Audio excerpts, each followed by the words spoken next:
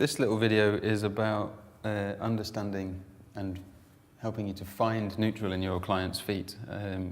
Something I was taught in the world of ski boot fitting is how to find a neutral foot, and something in my experience that a lot of therapists, practitioners, when I ask them if they can do it, they kind of look blankly at me. So why not show you how to do it here on the video?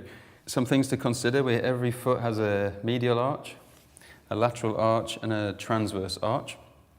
And neutral is where these three arches kind of line up and get all the bones into alignment. So too much movement towards the medial side will actually gap the joints on the inside, and too much movement to the outside will gap the joints on the outside. So if you think of the spine as that, if we were to bend the spine to the right, the joints on the left would gap, and if we bend the spine to the left, the joints on the right would gap.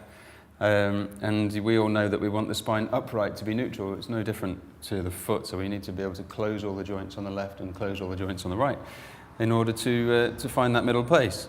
If I ask Chris to lift his big toe, then you can see that the structure of the foot has instantly changed.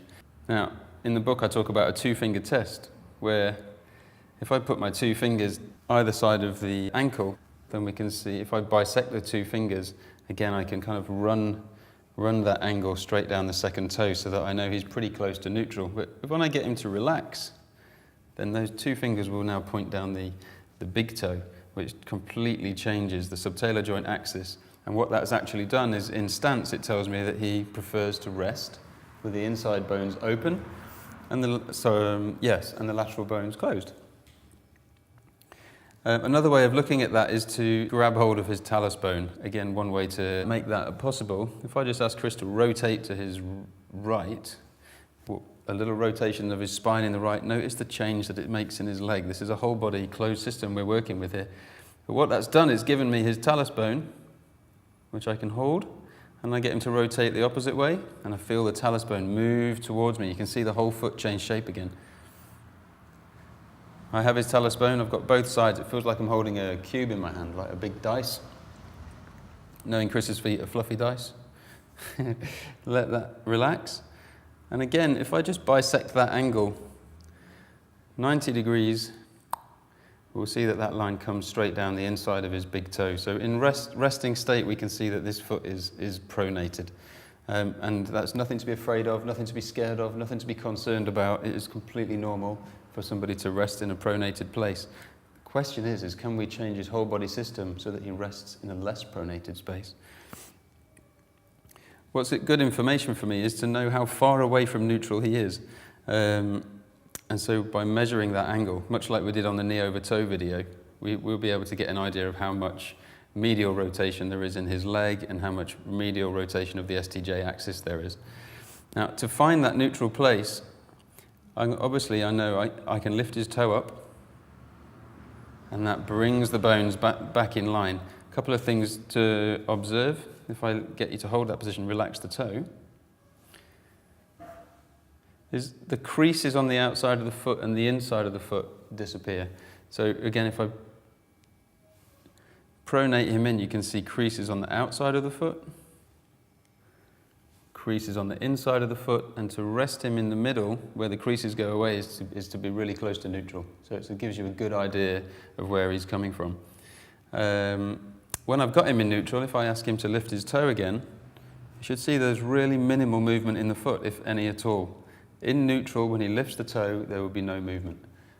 Now, I can ask him to rest from this place, and we see that the foot pronates again. So you know you're dealing with a foot that pronates.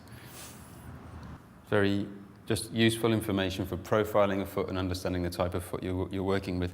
Why is it important? Well, in movement, if this foot pronates a little bit in stance and this foot pronates a lot more, then that is going to send different information up the kinetic chain, changing the way he stands with his pelvis, the way he holds his spine, may even be the way he holds his skull. We can get information from down here, which for me is really, really interesting. Something else to observe as we neutralize Chris's foot here, you might notice that his toe likes to just float off the ground a little bit. So as his toe's floating off the ground, we've changed this tripod that I talk about in the book, where each foot has a tripod upon which it stands, which is outlined by the first metatarsal, the fifth metatarsal, and the calcaneus bone. So the foot will be comfortable and at rest when all 3 points sit on the ground. So the more neutral the foot is, with the tripod points on the ground, the more of a higher arch you will see. A big problem here, when we neutralize someone's foot and see the toe floating off the ground, is that we can just simply assume that when he's walking, his brain is desperate to find the tripod on the ground during the gait cycle. So what this tells me is that he's about a finger width off the ground. So if he's this high off the ground, every time he actually puts his foot on the ground looking for the tripod, he's going to have to pronate into that space. He's going to collapse into that space. So if this is pronation caused by the brain's hunt for the tripod, perhaps we just have to change the brain's perception of where that tripod is to reduce the amount of pronation. It might not need an orthotic, it might just need some human movement, it might just need some muscles building back into the foot, or perhaps it just needs some awareness of what pronation is, where center in the foot is, and critically, if he can use his muscles to get himself out of pronation into supination.